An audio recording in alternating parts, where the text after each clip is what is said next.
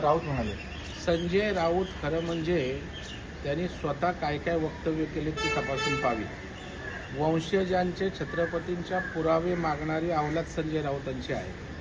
म्हणजे काल काय बोललो आणि आज काय बोलतोय याचा तरी भान संजय राऊतांनी शुद्धीवर येऊन ठेवण्याची आवश्यकता आहे. त्याच्यामुळे गादीचा सन्मान पंतप्रधान नरेंद्र मोदी साहेबांनीच केलाय, भारतीय जनता पार्टीच्या नेतृत्वाखाली NDA सरकारने केलाय. म्हणून शाहू महाराजांच्या घरचे संभाजीराजेंना खासदारकी सन्मानानं या देशातल्या मोदी सरकारनं पंतप्रधानांनी दिले. उदयनराजेंना त्या ठिकाणी सन्मान या देशाच्या भाजप NDA सरकारनं केलंय. हे देशवासियांना माहीत आहे आणि छत्रपती घराण्यावर प्रेम करणाऱ्या जनतेला माहीत आहे. शरद पवारांनी अनेक वर्ष या राज्याचं नेतृत्व केलं, देशात सत्तेत होते.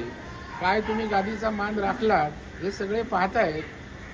आणि त्याच्यामुळे तसं जर असतं तर राहुल गांधी त्यांच्याकडे गेले असते, उद्धव ठाकरे गेले असते. त्याच्यामुळे तमाशा बघायचं काम सुरू आहे आणि गादीचा अवमान त्यांना पराभूत करण्याचं या लोकांचं षडयंत्र आहे की अशा प्रकारचं संशय माझ्या मनात.